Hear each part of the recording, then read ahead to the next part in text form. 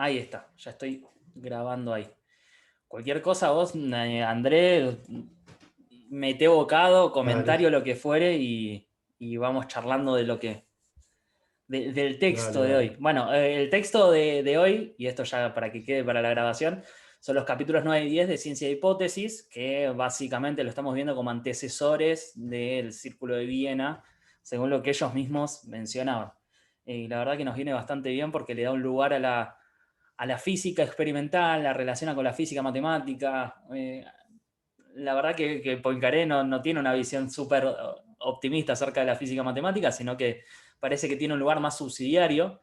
Hoy en día parece ser todo. O sea que es bastante, está bastante bueno verlo desde otro ángulo, ¿no? Como que la física experimental es la piedra de toque de todo y después el resto se arma alrededor y vemos para qué sirve. Así que bueno, como estructura de los dos capítulos, no es que está súper estructurado lo que se propone. Eh, Poincaré escribe de una forma muy clara y muy linda, pero tampoco es que está con un esquema súper concreto, sino que parece ser por momentos que está haciendo divulgación de la actividad y por otros momentos que sí se está metiendo con argumentación filosófica. Así que bueno, por un lado está el capítulo 9, que trata acerca de las hipótesis en la física. Se relaciona con el tema de la física matemática porque una de las primeras preguntas que se va a hacer, bueno, ¿y por qué usamos la física matemática si ya con los experimentos llegamos a toda la verdad que podemos lograr? ¿No?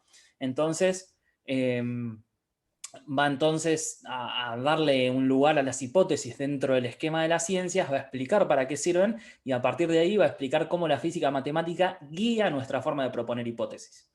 Y después, en el capítulo 10 va a explicar cuál es la importancia de la teoría física y después va a ser como una especie de aplicación de lo que usó en el capítulo anterior dentro de, eh, dentro de la física moderna, ¿no? Más que nada lo puse este capítulo porque agrega una cuestión que me interesa adicional, que es una especie de argumento, de metainducción pesimista anticipada. Eh, la verdad que está buenísimo porque encima es al que citan la mayoría de las veces para poder decir, ven que la metainducción pesimista está hace rato. Bueno, él lo menciona y da como una especie de primer argumento contra la metainducción pesimista. Así que, si bien lo citan todo el tiempo para poder traer a colación la caída de las teorías científicas todo el tiempo, él mismo explica por qué pasa eso y qué provecho hay en seguir haciendo ciencia después, ¿no? Así que, bueno, básicamente esa es la estructura general. Me voy a concentrar sobre todo en el papel del experimento de la generalización, que es la primera sección dentro del capítulo 9, y después va a haber un par de cositas que mencionemos sobre el resto. Bueno, entonces, antes que nada, ahí está. Antes que nada, en el papel del experimento de la generalización, dice bien al principio, el experimento es la única fuente de verdad. Por sí solo puede enseñarnos algo nuevo. Por sí solo puede darnos certeza. ¿Qué lugar queda para la física matemática, entonces? ¿Qué puede hacer la física experimental con tal asistente? Un asistente, además, que parece ser inútil e incluso peligroso. O sea, al principio bastardea la física matemática y después vamos a ver qué lugar tiene en concreto, porque sí va a tener provecho, pero bueno, no va a ser, eh, no va a ser fácil de dilucidar. O sea, él lo plantea como un problema importante, ¿no? Dice, ya sabemos todo lo que podemos saber con el experimento, ¿para qué hacemos el resto? Bueno, va a plantear entonces algunas cuestiones preliminares, ¿no? Es decir, no es suficiente con observar, debemos usar nuestras observaciones y para tal propósito debemos generalizar. Es decir, las observaciones sin generalización son inútiles, ¿no? Y va a plantear, bueno, a pesar de eso, antes las generalizaciones eran demasiado audaces, hacíamos generalizaciones eh, demasiado arriesgadas para lo que era la experiencia en la cual las basábamos. Entonces, el ser humano aprendió a observar cada vez más y generalizar cada vez menos, ¿no? Él pone el ejemplo, Descartes se burlaba de los jonios porque decía que observaba muy poco y generalizaba mucho, y hoy en día nos burlamos de todo lo que dice Descartes, ¿no? Así que Eso es el primer punto de partida, ¿no? Cada vez vamos observando más, pero no nos podemos desligar de la generalización. ¿Y por qué?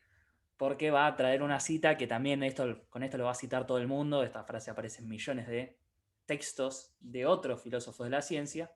Y dice, ¿no podemos estar contentos con el experimento por sí mismo?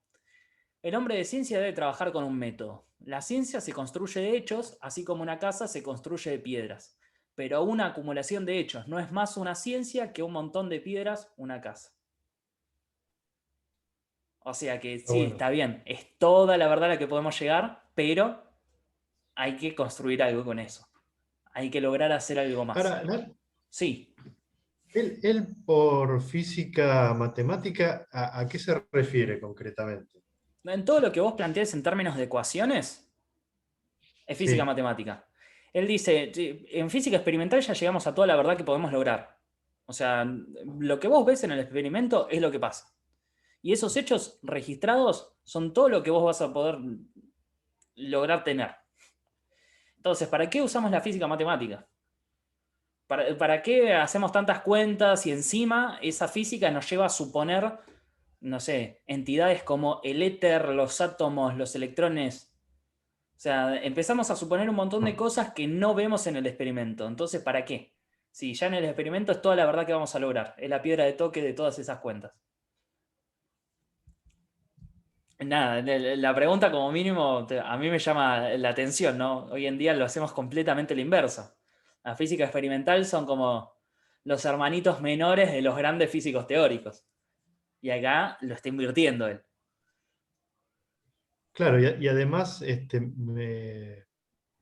uno es como que siente el impulso de decir, bueno, pero vos podés contrastar eh, hechos particulares, ¿no? Después uno pareciera que pide una ley, ¿no?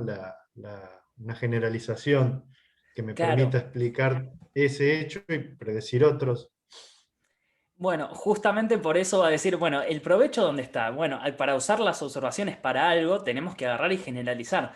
No nos alcanza. Por algún motivo, dice, por X motivo, hay parte que sí tiene explicación, que tiene que ver con la predicción, con sacar un provecho concreto de lo que estamos observando, y hay parte de esto que no podemos explicar y que tiene que ver con un instinto que nosotros tenemos de unificar todo y de tratar de tener una imagen unificada del mundo, y dicen, no sabemos de dónde sale este instinto, pero igual vamos a tratar de seguirlo porque es lo que nos permite hacer ciencia en última instancia.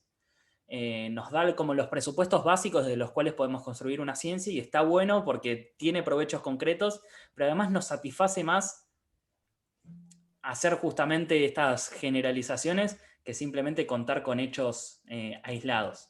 Y ahí entra Juanma, haciendo entrada triunfal, ahí va.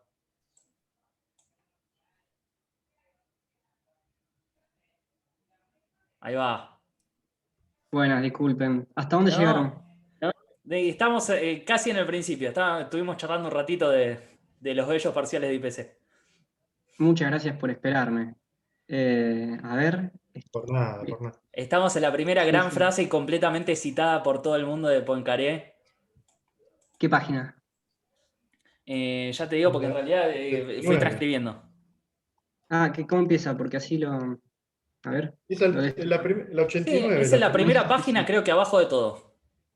No es suficiente. No es suficiente.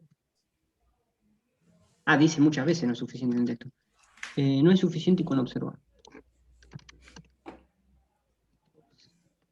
¿Sabes cuántas? Parece que lo dice varias veces el no es suficiente con. Sí. Capítulo 9, primera página. Bueno, Ponés, vamos al capítulo 9. ponés si querés un montón de piedras una casa, ahí vas a llegar. Acá está. Este capítulo 9. No, este no es el capítulo 9. Bueno, no importa, vos avanzá, tranquilo. Capítulo X, sí. Una casa. Ahí está. Bueno, entonces, la pregunta que sale acá es justamente por qué irnos más allá de los experimentos, por qué hacer algo más que física experimental. Y acaba de decir, bueno, lo que tenemos que hacer es generalizar porque la ciencia no se construye solamente a partir de hechos particulares. O sea, acumular hechos no nos sirve. Tenemos que generalizar y tenemos que agarrar y lograr algo más. Una de las cosas que mencionaba Andrés recién, uno de los propósitos concretos es la predicción. Y además, Poincaré nos va a atribuir una especie de instinto de ir más allá de los hechos al que tenemos que responder irresistiblemente. Así que vamos a atender a eso y vamos a hacer un proyecto de ciencia que justamente nos lleve por las inclinaciones naturales que tenemos y además tenga provecho concreto.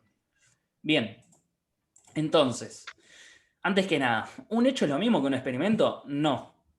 Acá aparece una primera diferencia. Un buen experimento es algo que nos enseña más que un hecho aislado. O sea, un experimento se usa para predecir y para generalizar. Un hecho aislado no.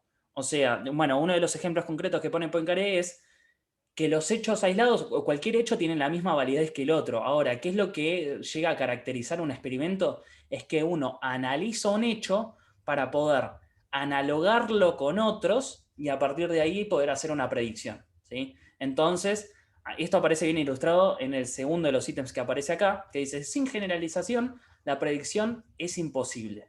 El hecho observado nunca será repetido.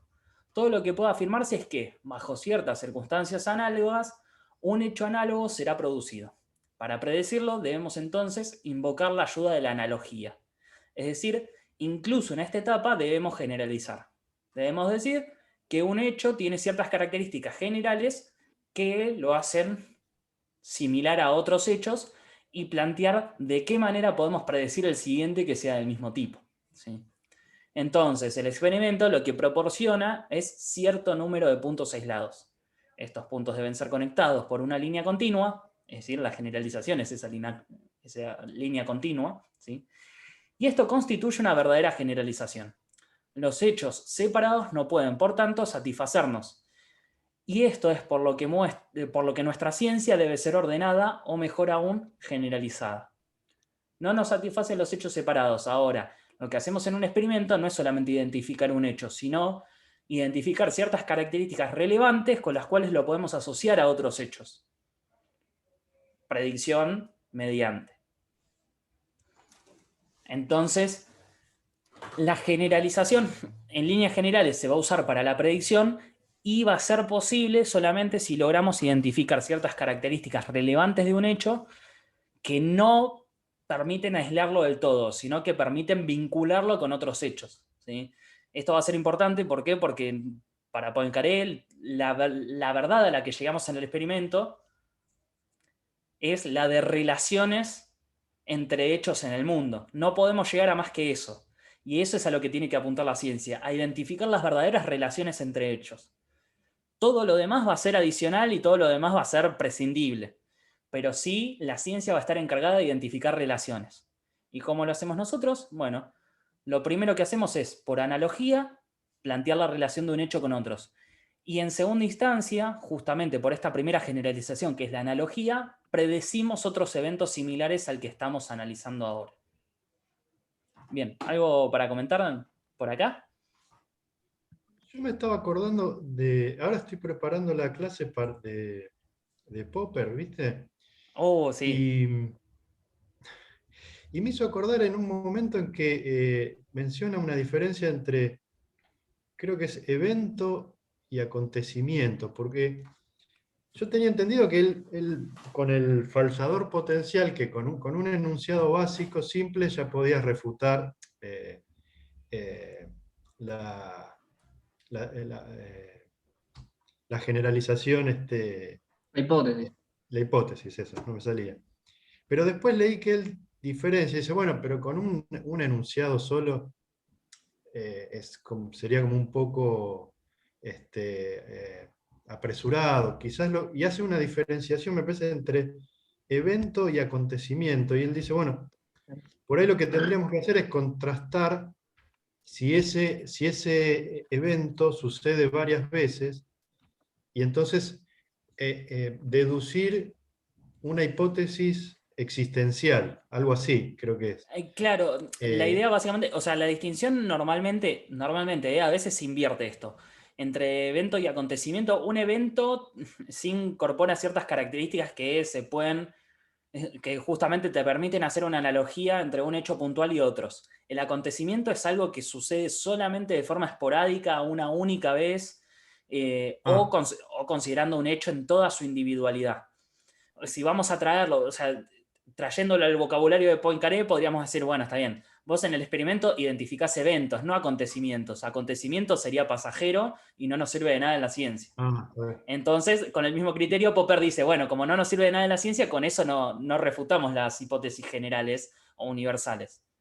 Lo que me, lo que me llamaba la atención que acá es como un movimiento inverso, porque él está tratando de construir una generalización, pero Popper en realidad está haciendo el movimiento inverso que es de cómo la refuto, ¿no? Cómo Claro, la falso. a mí lo que me parece Este, brillante de Poincaré es que encima va a ser la inversa. En un momento va a haber como una especie de antecedente de la falsación, eh, que me parece brillante de Poincaré, porque va a decir que las hipótesis falsas o refutadas nos sirven más que las hipótesis verdaderas. Pero bueno, o sea, y va a explicar por qué y lo va a mencionar en un momento. Entonces, Poincaré lo que está tratando de explicar es el doble movimiento. O sea, no se queda en la mitad que le interesó a Popper, sino que trata de decir, bueno, ¿y cómo llegamos a eso también? No, pero Popper también lo explica lo otro, ¿eh? No, ¿Cómo es bueno, que se avanza? pero el tema es que lo plantea como parte de las... Ya hace la distinción con el psicologismo, entonces, bueno, ¿cómo se nos Claro, ocurren pero las en otros hipótesis que textos, no? digo. En otros Sí, sí. textos, El tema es que para eh, Poincaré tiene que ver con una cuestión metodológica. O pero sea, para Popper también. sí, pero es parte de la psicología de la ciencia más que de los métodos de validación, Claro, por pero decirlo la así. normativa, las reglas a partir de esta crítica lógica, para poder hacer una cosa u otra, termina siendo por cuestiones metodológicas. El aceptar un enunciado básico depende de una convención, y esa convención se debe tomar por reglas metodológicas. Aceptar que el mundo se mueve causalmente o mecánicamente, eso es un enunciado metafísico, no lo podemos aceptar, pero como regla metodológica debemos aceptar. O sea, está poblado de cualquier cosa que vemos, cualquier afirmación termina teniendo carácter metodológico en Popper.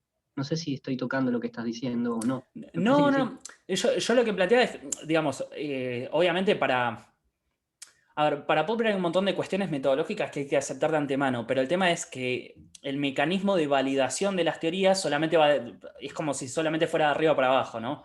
O sea, ¿En de, Popper? hipo- sí, de hipótesis universales a la falsación con enunciados singulares y de enunciados singulares a partir de experiencias básicas y bueno. Claro, vos lo eh, que estás diciendo es entonces, que acá Poincaré hace que tiene interés sobre el contexto de descubrimiento, Popper no.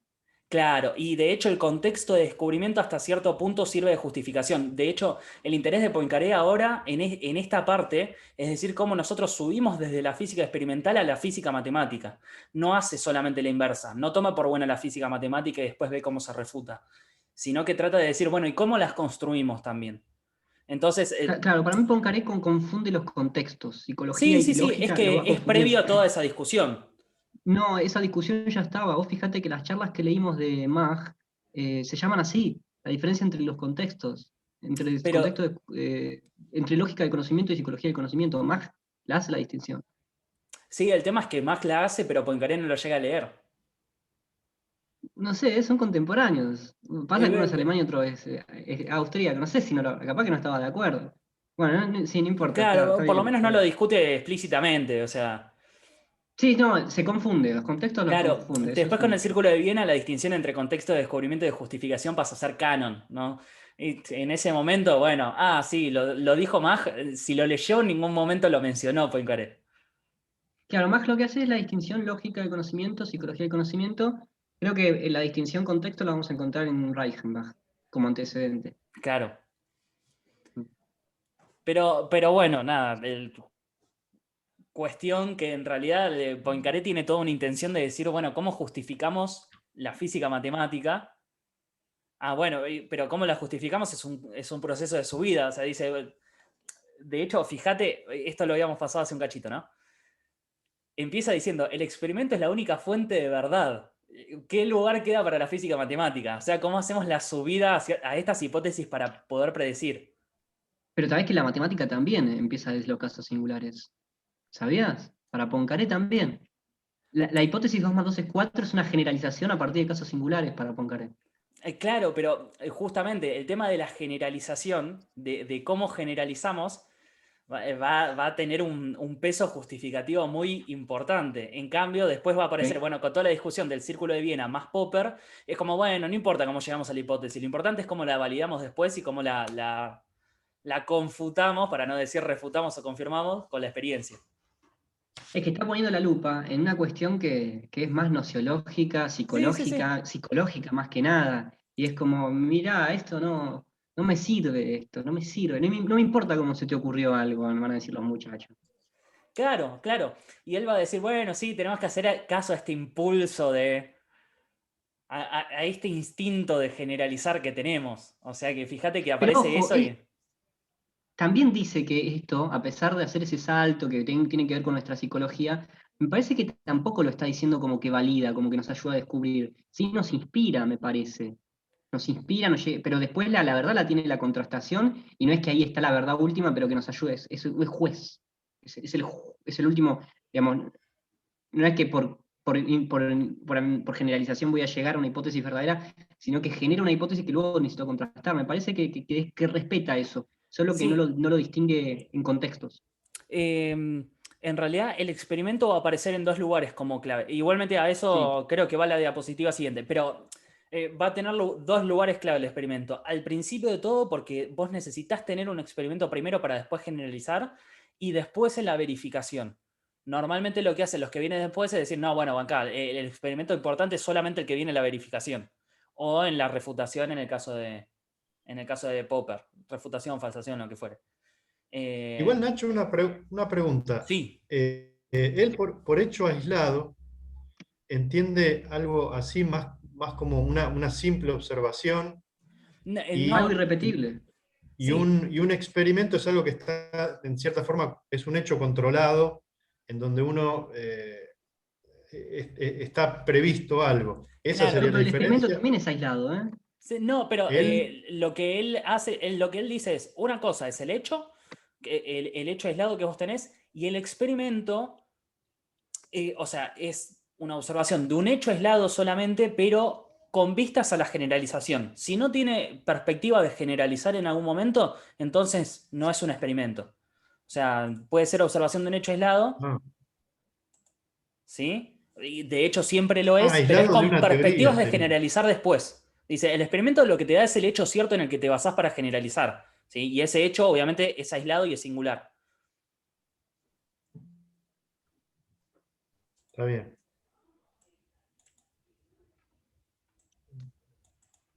O sea, lo que vos haces Perfecto. es generalizar después, bueno, en base a lo que ponía Juanma y que está acá en el último ítem. Eh, Justamente esos puntos, esos hechos aislados tienen que ser conectados por una línea continua y eso es la generalización. Pero el experimento siempre es en vistas de predecir y generalizar. O sea, acá están como juntos los dos elementos, ¿no? Lo que aparece en la primera cita de acá, que aparece en la pantalla, y lo que aparece en la última. O sea, Perfecto, el gracias. buen experimento nos enseña algo más que un hecho aislado, pero solamente nos proporciona cierto número de puntos aislados. O sea, tiene que habilitar la generalización, por decirlo así. Bien, Perfecto. ¿pasamos a lo siguiente? O... Dale. Por mí Estoy sí. acá revisando, supongo, a ver si hay algo en las primeras 3 páginas, porque me imagino que estas son las primeras 3 páginas. Pero me parece que no, que es esto de los puntos aislados. Así que, y bueno, después el tema de las ideas preconcebidas en el lenguaje, no sé si lo tenés en Sí, alguna acá diapositiva. viene lo siguiente. Bueno, después menciona acerca de los experimentos y los prejuicios, dice, bueno, a menudo se dice que los experimentos deben hacerse libres de ideas preconcebidas. Esto es imposible, pero para Poincaré, lo que es más fructífero es contrapesar varias ideas preconcebidas unas con otras para solucionar ese problema, ¿sí? Y la cita sería la siguiente. Generalmente estarán en desacuerdo esas ideas preconcebidas. Entrarán en desacuerdo unas con las otras e ipso facto nos forzarán a observar las cosas bajo distintos aspectos. Esto es suficiente para liberarnos. No es un esclavo quien puede escoger a su maestro. Eso, primero me parece genial porque dice, bueno, está bien, tomemos varias ideas preconcebidas y vemos si llegamos al mismo punto, ¿no? O sea, en última instancia no va a ser dañino. Pero además, a mí en particular me interesaba por el tema de epistemología del desacuerdo, ¿no? Por ejemplo, no sé, tomando cualquier debate en general. Por ejemplo, tomemos el debate de realismo-antirrealismo. Ah, bueno, está bien. Si se puede llegar al mismo punto desde distintas perspectivas, entonces no habremos llegado a algo un poquito más profundo que los motivos del debate. No sé, a mí me interesó puntualmente porque se ve como cierta productividad del desacuerdo, o cierta productividad de el desfasaje de ideas preconcebidas muy distintas, ¿no? Pero bueno, nada, eso, interés personal nada más. ¿Algo que comentar? Me parece que esta es ya la página 91 y acá hay un adelanto de Hempel, pero hecho y derecho. Frases que literalmente utiliza Hempel. Es mucho Sí, mejor predecir sin certeza que nunca haber predicho. Y después hay otro que dice, cada experimento nos debe permitir hacer un número máximo de predicciones que tenga el mayor grado posible de probabilidad. Eso viene después, también. Hempel. Ay, perdóname. No, quédate tranquilo, Yo voy quédate en orden tranquilo. con el texto. Sí, Está yo bien. medio que lo invertí en ciertos momentos porque hay algunas cosas que me parecía que se entendían mejor juntas, pero bueno, acá aparece justamente lo que acabas de adelantar. Bueno, el papel de la física matemática, ¿cuál es en todo esto? Bueno, en primer lugar, hay que saber que los experimentos son como el punto de partida, el punto de llegada de todo un proceso de investigación que justamente se va renovando, ¿no? O sea, a partir de distintos experimentos, nosotros vamos teniendo constancia de distintos hechos aislados y que en última instancia, ese número de hechos aislados que nosotros llegamos a constatar es un número despreciable respecto de lo que generalizamos, ¿sí? La generalización siempre va a ser mucho más amplia que lo que podemos observar a partir de experimentos puntuales. Entonces, por generalización predecimos hechos. Por verificación, confirmamos o descartamos esa generalización. Aunque el número de verificaciones directas siempre es despreciable, ¿sí? O sea, el número de veces que nosotros lleguemos a verificar siempre va a ser mucho menor que la cantidad de hechos que estamos prediciendo a través de la generalización.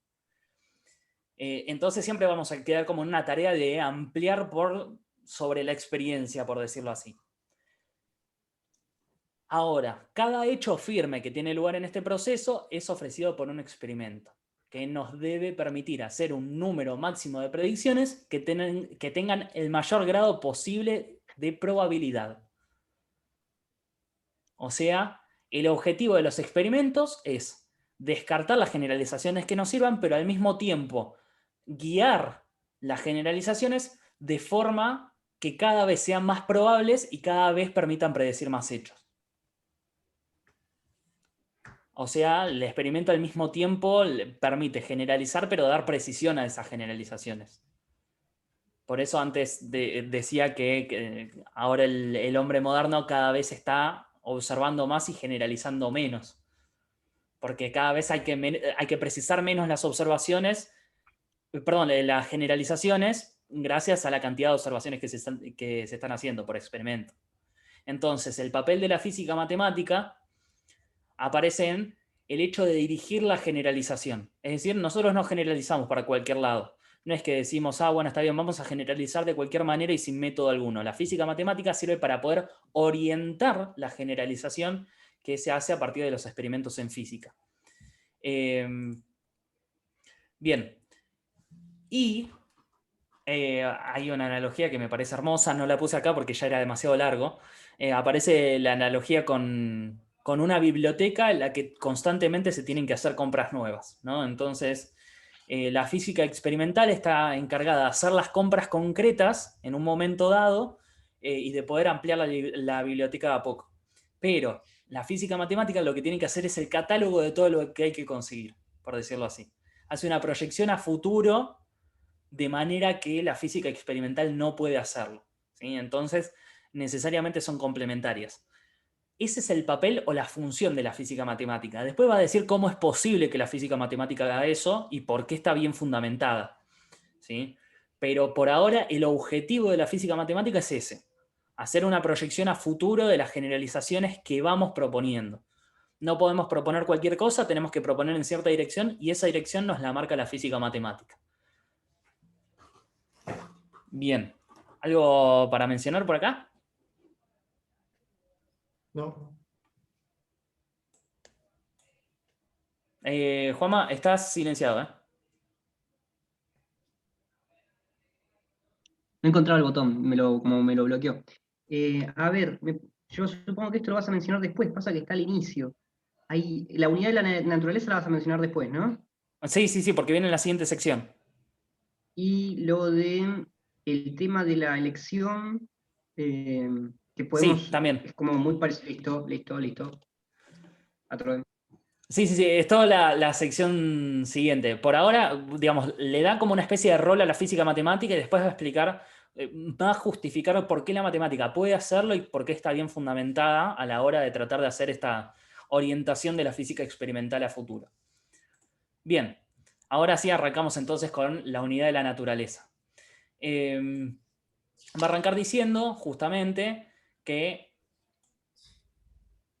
cualquier generalización que hagamos en ciencia lo que supone en primera instancia es una creencia en la unidad y en la simplicidad de la naturaleza. ¿Sí? Primero, el tema de la creencia en la unidad queda bien justificado por lo siguiente, ¿no? Tiene un argumento puntual para poder probarlo, por decirlo así. Dice, si las diferentes partes del universo no fuesen como los órganos del mismo cuerpo, se ignorarían mutuamente y nosotros solamente conoceríamos una parte. No necesitamos, por tanto, preguntar si la naturaleza es una, sino cómo es una. Y, en segunda instancia, la propuesta de la simplicidad no es tan evidente, ¿sí? Entonces, por eso menciona que aquellos que no creen que las leyes naturales deban ser simples, comúnmente se ven obligados a actuar como si lo creyeran. Como se puede generalizar de infinitas formas, parece funcionar como un criterio para elegir entre alternativas. Solo puede ser guiada la elección entre alternativas por cuestiones de simplicidad. ¿Sí? O sea, si yo tengo dos hipótesis o dos generalizaciones por ahora, ¿no? Dos generalizaciones alternativas que permiten explicar el mismo hecho, entonces tengo que elegir la más simple, ¿no? Entonces, algo que menciono es que acá hay una diferencia para él, más allá de que son dos supuestos del científico que tiene que hacer sí o sí. Poincaré no explica bien esta diferencia, pero parece ser que la unidad es una tesis metafísica que tiene que aceptar el científico y la simplicidad es un principio metodológico, nada más. ¿Por qué? Porque no lo podemos ascribir a la naturaleza. Es sí o sí, o sea, aun cuando tengamos indicios de lo contrario, nos vemos obligados a actuar como si la naturaleza fuese simple. Sí. Esto que está, en el momento que lo leí no lo había visto, pero ahora estoy viendo una cosa, una relación entre unidad y simplicidad. Yo no la había visto.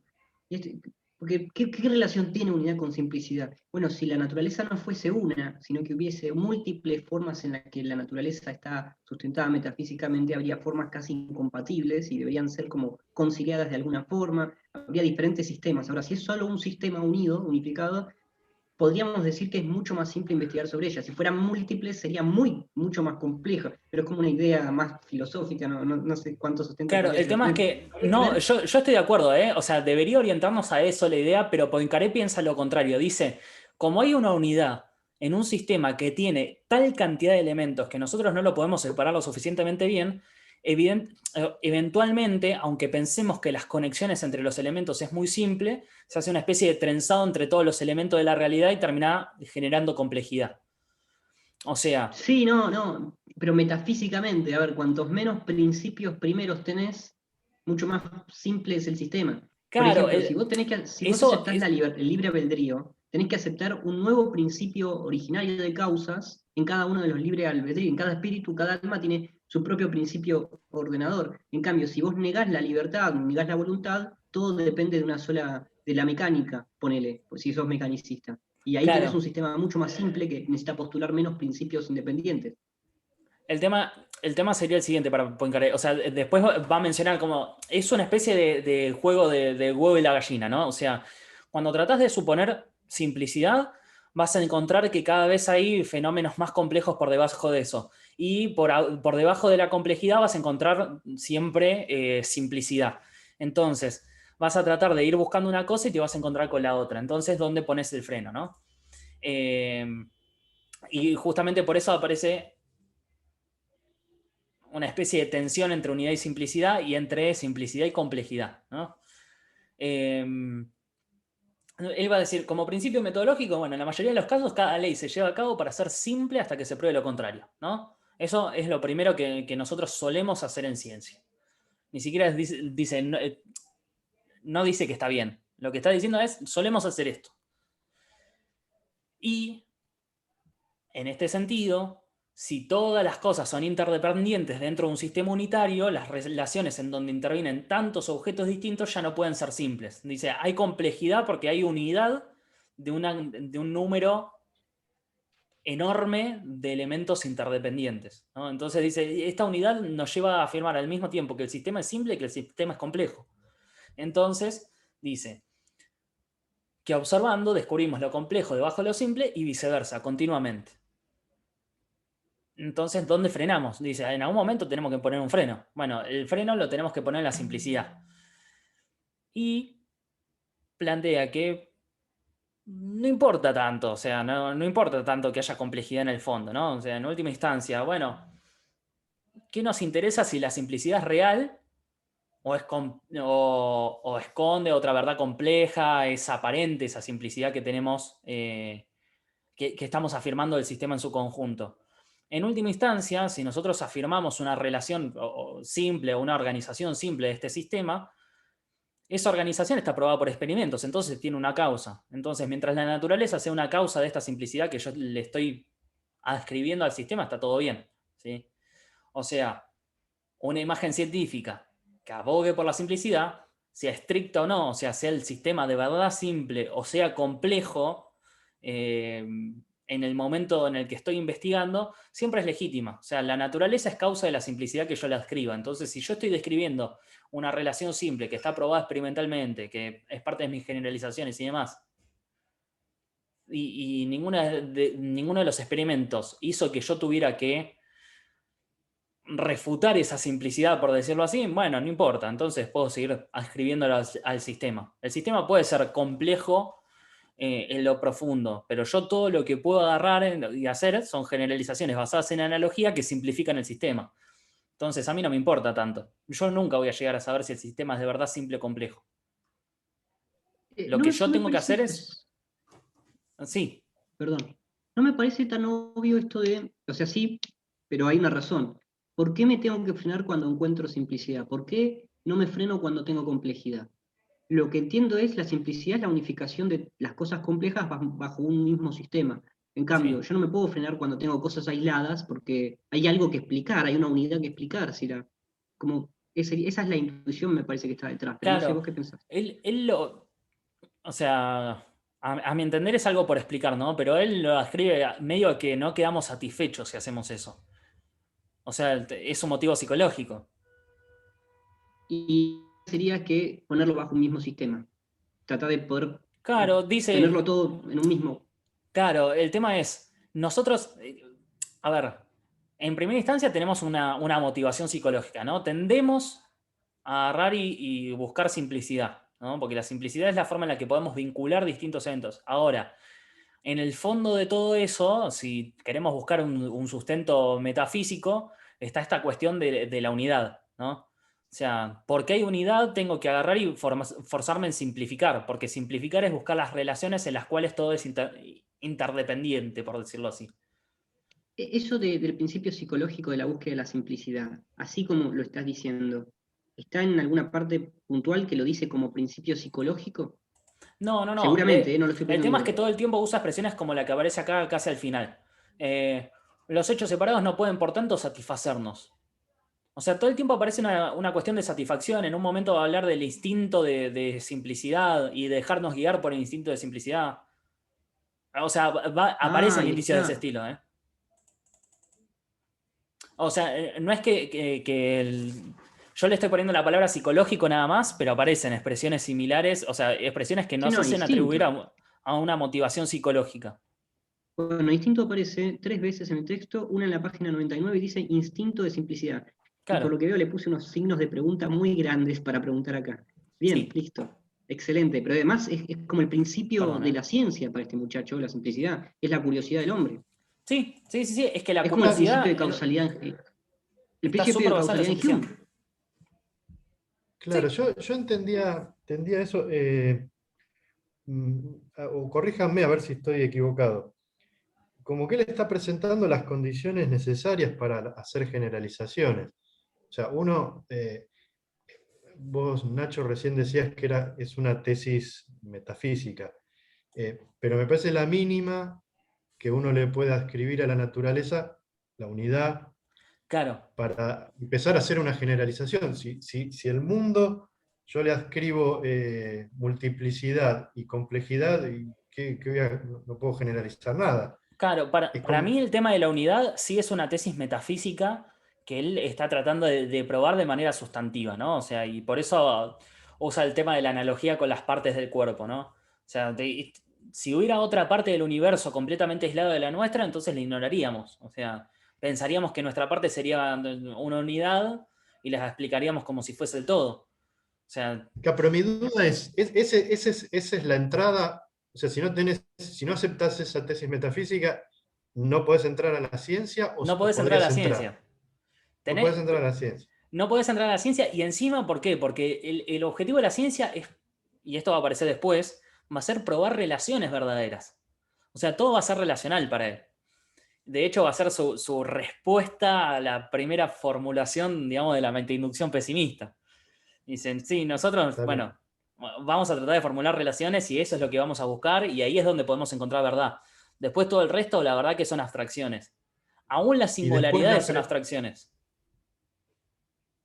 Ajá, Tanto está la bien. idea de unidad de la naturaleza como la idea del hombre con instinto a buscar la simplicidad se juntan en la idea de Hume, me parece, del principio de uniformidad de la naturaleza, que es el supuesto básico y metafísico para cualquier epistemología. Cualquier Sí. epistemología tiene que partir de ese principio. Y eso lo dice Hume. No sé si es muy difícil decir que eso no es así, igual que el principio de causalidad. Sí, Bueno, pero es del Eh, palo, digamos. claro, el tema es entonces parece que Humeano. Poincaré me parece que hace una apuesta metafísica más importante. Para mí, o sea, siendo consecuente, si vas a hacer esta distinción entre unidad y simplicidad y una la vas a describir como un instinto y la otra la vas a intentar probar como una tesis sustantiva, y jugate por una de las dos.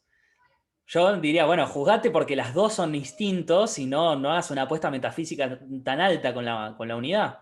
Porque, digamos, podría decir, Bueno, bueno, lo tiene que aceptar cualquier científico, listo. Podés decir que es otro instinto más, la unidad. por ejemplo, No Popper, intentar sobre probarlo con este un tipo de argumento. cosas que uno inevitablemente tiene que aceptar, dice, bueno, quizás esto lo creo por instinto, esto además yo lo acepto como una tesis metafísica porque no hay forma de contrastarlo, pero sí lo que podemos hacer es discutirlo racionalmente, y lo propongo dentro de la epistemología como una regla metodológica, y en ese sentido podés aceptar o no aceptarla como regla metodológica. Si la aceptás, estás dentro de mi discusión. Si no la aceptás, bueno, allá tu discusión. Claro. Pero entonces son tres tipos de compromisos diferentes. Uno es algo instintivo, y eso lo explica para explicar cómo se da en el mundo, para poder explicarlo dentro de una historia biológica, biologicistamente. Otra sería, yo personalmente, mi creencia es que esto es así. No hace falta que vos lo creas, pero yo te digo que mi creencia es esto, y ahí tengo mi tesis metafísica. Y la tesis metodológica es, bueno, vos podés aceptarlo si querés sin creerlo, pero te digo, si lo aceptás, podés hacer ciencia de esta forma. Sí. O sea, estoy de acuerdo. Ahora va a haber una distinción entre tipos de hipótesis para Poincaré que tal vez nos sirve para poder encarar esta discusión. El tema es que hay algunas tesis que no se sabe bien dónde quedan, ¿no? En qué tipo de hipótesis quedan y justamente ahí seguramente nos vamos a poner a discutir por esta misma cuestión. Seguramente nos vamos a poner a discutir por eso. Pero bueno, por ahora, si les parece, avanzamos y llegamos a eso que va a Igual, estar Nacho, buenísimo. Sí. perdón, vos, Juan, preguntás cuál es la motivación de Poincaré. ¿Cuál de esas tres es la motivación de Poincaré? ¿Esa era tu pregunta? No, es una analogía, digamos, porque Nacho en un momento dijo, ¿por qué no se compromete con las tres cosas? Ahora, si son tres niveles de compromiso diferentes, no, es compatible decir, bueno, esto es por acá, esto es por acá, esto es por acá. Ah, está bien. pero solo si es así, digamos, es una herramienta que encontré en Popper que quizás ayude a interpretar esto sin inconsistencia o decirle que es un pecho frío. Sí, sí, sí. O sea, para mí es una tibieza, ¿no? O sea, no encuentro contradicción en decir, bueno, una causa es por un lado, otra o sea, para poder encontrar unidad de la naturaleza, simplicidad es un instinto nuestro y unidad está en la naturaleza posta. No encuentro contradicción en decir eso, pero me parece pecho frío no decidirte por todo de un lado, todo del otro. Pero bueno, allá yo con mi opinión. No tiene sustento filosófico. Pero me parece que Hume es más jugado y ya estaba hace años para esta época. 200 años. No, sí. O sea, bueno, ciento y pico, 150 años. Bueno, bien. Entonces, pasamos a la segunda sección dentro del capítulo. El papel de de la hipótesis, ¿sí? Las generalizaciones van a ser hipótesis, ¿sí? Pero no van a ser todas las hipótesis que hay. ¿Sí? No es que todas las hipótesis son generalizaciones. O sea, las hipótesis pueden considerarse generalizaciones en sentido muy amplio. Ahora, las generalizaciones que son por experimento, que son las que venía hablando en el capítulo anterior, solamente van a corresponder a un tipo de hipótesis concreta, ¿sí? Dentro de una taxonomía que va a armar después. Pero bueno, acá antes que nada encontré una especie de antecedente del falsacionismo que tenía que ver con creo que lo que le comentaba a Andrés antes, ¿no? Dice, el físico que acaba de renunciar a una de sus hipótesis debe alegrarse porque encontró una inesperada oportunidad de descubrimiento. Su hipótesis, imagino, no ha sido adoptada a la ligera. Tomó en cuenta todos los factores conocidos que parecen capaces de intervenir en el fenómeno. Si no se verifica, es porque hay algo inesperado y extraordinario en él, porque estamos en el punto de encontrar algo nuevo y desconocido. Esa hipótesis ha prestado más servicio que una hipótesis verdadera. O sea, acá, o sea, una crítica inocente, ¿no? Que se le hace en IPC o en Filo de la Ciencia, recién habiendo leído un poquito de Popper, es, ¿pero en serio vos decís que los científicos tendrían que buscar equivocarse? ¿Tendrían que buscar lo que refute sus hipótesis? Eh, en serio, no es lo que hace ningún científico de verdad. Eso es lo que normalmente se dice, ¿no? Es Vox Populi, por decirlo así. Bueno, por lo menos Poincaré acá nos da una motivación. Nos dice por qué psicológicamente deberíamos estar motivados a eso, más allá de que sea una cuestión procedimental importante, ¿no? Dice, bueno, está bien, pero bancá, deberías ponerte contento. Obviamente, no va ni a los pies. Bancá, Juanma, que está silenciado. Prendete el micrófono y discutime. El que no quiere interrumpirte, pero Popper también dice eso. Dice ahí donde aparece un descubrimiento nuevo, una hipótesis refutada, es donde la naturaleza rompió con nuestras expectativas, donde vemos que Sí, no existimos solo nosotros. por eso digo que es argumento de IPC, es lo que uno escucha cuando da clase de IPC acerca de Popper. Bueno, está bien, no lo leí todo junto. Popper claramente lo explica, pero bueno, acá aparece junto con un montón de otras motivaciones psicológicas sospechosas de Poincaré. Aparece esta motivación que me parecía interesante plantear, porque bueno, de acá también pudo haber sacado parte de la idea Popper tranquilamente. Pero bueno, eso en cuanto a esta primera parte. Vamos a la clasificación de las hipótesis, que es de donde podemos cortar el tajo de torta. Ahí está Sí. también, después de eso está un adelanto de la tesis Duhem. No sé si la vas a mencionar después. Sí, pero le iba a mencionar para arriba. Si querés la discutimos ahora. No, después, cuando la tengas. También hay un pedazo de Lácatos, pero ahora viene lo de Lácatos por las hipótesis, así que dale. Bien. La cuestión, bueno, esto sí lo voy a mencionar por esto, básicamente, por la clasificación de las hipótesis. Primero arranquemos con la clasificación y después con las cosas que podemos agregar encima y sumarle. Las hipótesis para Poincaré se dividen en tres. Están primero las hipótesis naturales y necesarias, que Por ejemplo, que el efecto es condición continua de su causa, o las condiciones impuestas por la simetría, ¿no? O sea, son como cuestiones muy renunciables, al parecer, cuando hacemos física. Y son las últimas que deben ser abandonadas. O sea, al parecer, ningún experimento debería hacernos negociar estas hipótesis en principio. Y si nos hace negociar esto, tiene que haber sido después de haber negociado todo lo demás. Entonces, acá tendríamos lo que está en el núcleo más núcleo de los programas de investigación científica, en el centro más centro de los sistemas de afirmaciones de Quine y de Duhem, que es prácticamente irrenunciable y que no se modifica con las modificaciones exteriores del resto de las afirmaciones que sostenemos en un momento dado. En segundo lugar, tenemos las hipótesis indiferentes, que dice, acá dice Poincaré, bueno, adoptarlas o no cambia las conclusiones experimentales a las que llegamos. Acá agrego algo, parece ser que el criterio para poder identificar las hipótesis indiferentes es que haya subdeterminación empírica por principio, es decir, que experimentalmente no nos cambie absolutamente nada aceptar una tesis o aceptar la contraria o aceptar una tesis rival con respecto a lo que podemos tener en un experimento, que haya subdeterminación por principio. Normalmente cuando hay dos teorías peleándose hay subdeterminación empírica, pero no es por principio, porque eventualmente podría haber un experimento crucial. Ahora, cuando no existe la posibilidad de que haya un experimento crucial, hay distintas alternativas. Y puede ser que las hipótesis acerca de la ontología sean de este tipo, ¿no? O sea, por ejemplo, un ejemplo concreto que pone Poincaré es, bueno, que confiemos en que hay átomos o confiemos en que hay una especie de éter continuo. Bueno, qué es lo que haya en el fondo no nos importa tanto, porque nosotros con los experimentos no probamos la existencia de ninguna de esas cosas. Lo que estamos probando son ciertas relaciones en la naturaleza y podemos llegar de las dos maneras.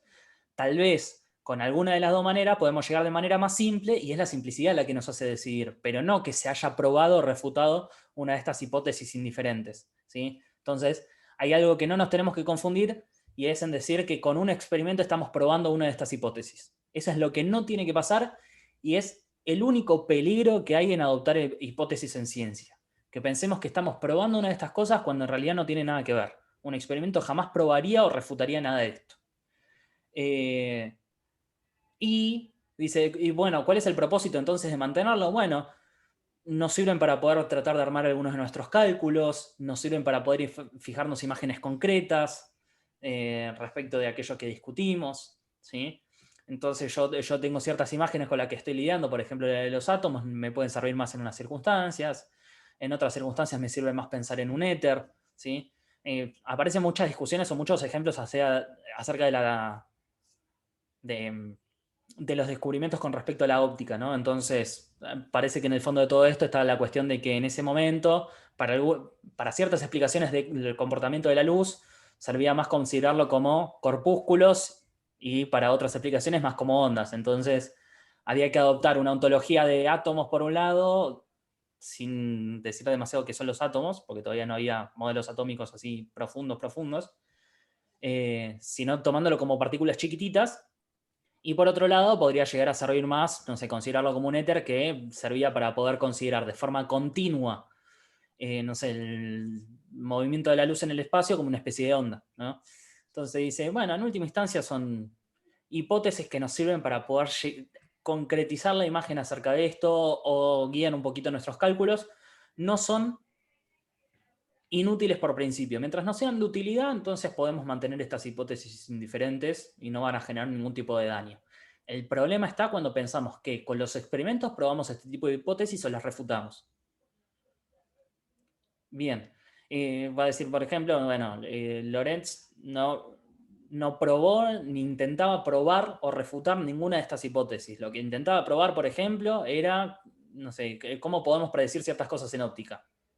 Eso es lo que intentaba con su teoría. No intentaba probar si existía o no existía el éter.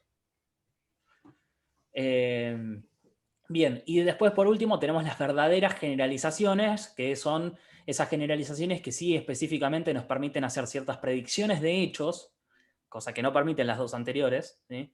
Nos permiten hacer ciertas predicciones de hechos que pueden ser confirmadas o invalidadas por el experimento. Y estas verdaderas generalizaciones tienen que ser limitadas para poder lograrlo. Por ejemplo, si yo tengo un montón de hipótesis alternativas acerca de un determinado fenómeno o un determinado conjunto de fenómenos, el experimento me va a servir para invalidar cualquiera de esas hipótesis. Entonces yo tengo que reducir el número a lo mínimo posible para poder tratar de decir, bueno, esta hipótesis me quedó probada, esta hipótesis me quedó refutada, y poder distinguir entre cuál queda probada y cuál queda refutada, ¿sí? Pero sí son las generalizaciones en el sentido más conocido de la palabra, no son hipótesis más amplias como las otras dos. Bien, ¿alguna duda, consulta por acá? Bueno, lo de Duhem aparecía en el tema del sistema total de enunciados, donde lo que está más al bordecito serían estas generalizaciones verdaderas, y a medida que nos vamos acercando al centro tenemos estas hipótesis indiferentes y las hipótesis naturales innecesarias. No me queda claro, no obstante, que estas hipótesis indiferentes queden dentro de ese sistema de enunciados.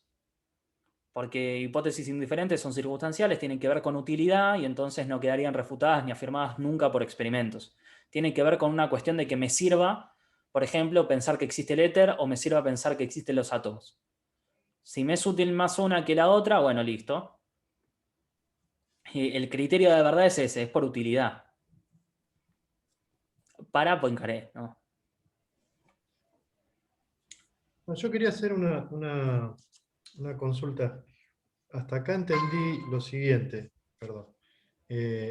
Para él, el experimento es lo que nos permite explicar y predecir y llegar a ciertas generalizaciones a través de de una especie de procedimiento inductivo, que es decir que la naturaleza, por principio, es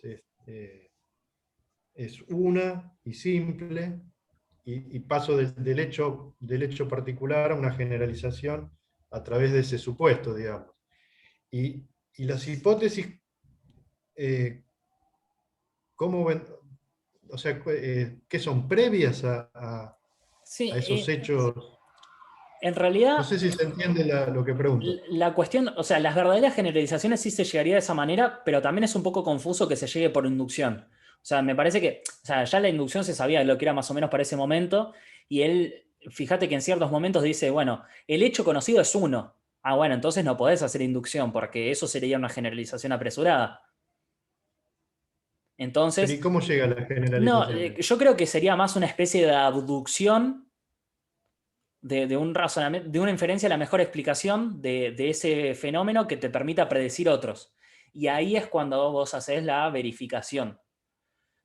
O sea, tenés que tener un hecho inicial que te permita hacer la inferencia a la mejor explicación de por qué sucedió el evento como sucedió, perdón, el hecho como sucedió, y poder predecir otros similares.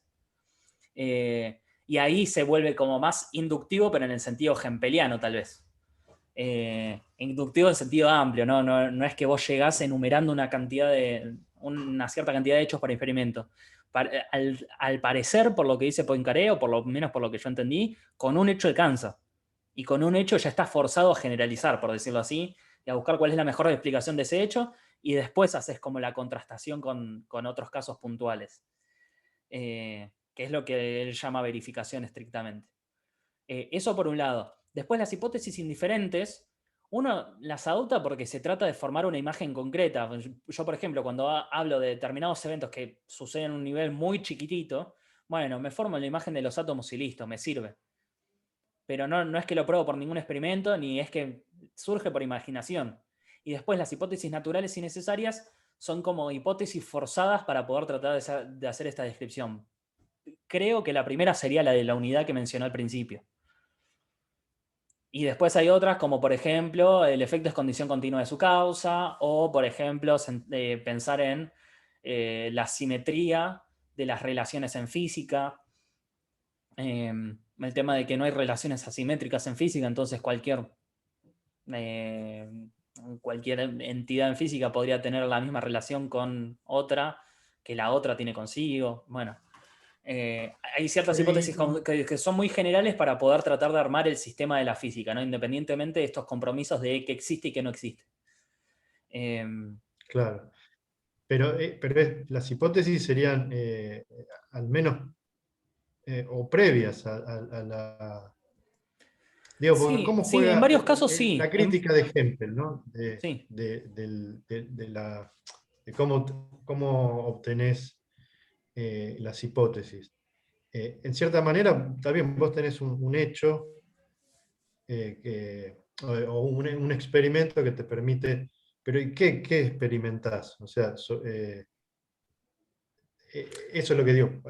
O después lo aclara él, no sé, por ahí. No, ¿sabes cuál es el tema acá? El tema de las preconcepciones. Él dice, sí, sí, sí, o sea, podemos tener preconcepciones y además podemos tener hipótesis indiferentes y generalizaciones y verdaderas generalizaciones para explicar un mismo hecho, podemos tener infinitas. Eso es algo que va a decir explícitamente.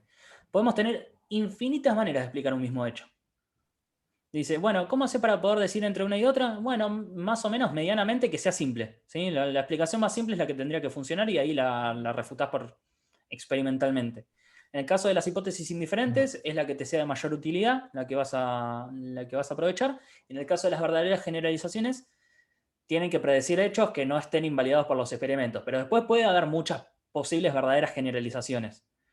Hay un componente Perfecto. imaginativo que te permite hacer más explicaciones de las que efectivamente vas a terminar comprobando, o que vas a terminar comprobando todas a la vez, con un mismo experimento.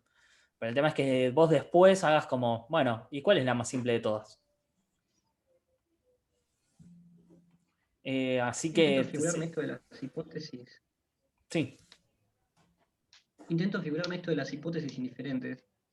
Y por todo lo dicho y por lo que dice, parecería ser la postulación de términos referenciales, ¿no? Que describen qué cosas existen en el mundo y darle una instanciación a los cálculos. Digamos, yo puedo tener una teoría formalizada que haga buenas predicciones sobre números, y el físico matemático te va a decir, bueno, ya está, acá tenés. Pero la persona común le va a decir, bueno, pero ¿qué es eso? ¿Qué, claro, qué- qué ¿de es qué lo que estás está ahí? ¿Qué, hablando? qué representa este número? ¿Cómo? Claro, la pregunta, la famosa pregunta, ¿de qué estás hablando? ¿No? Que se le hace al físico cuántico. Claro. Y parecería que las hipótesis indiferentes tienen que ver con eso. El físico te va a decir, bueno, no me importa qué es eso. Incluso Poincaré en un momento más arriba dice algo así como que nosotros cambiamos de teorías, pero hay algo que se conserva, lo que se conserva es la estructura matemática y la estructura lógica, y cambiamos en todo caso cómo llamamos a las cosas reciadas.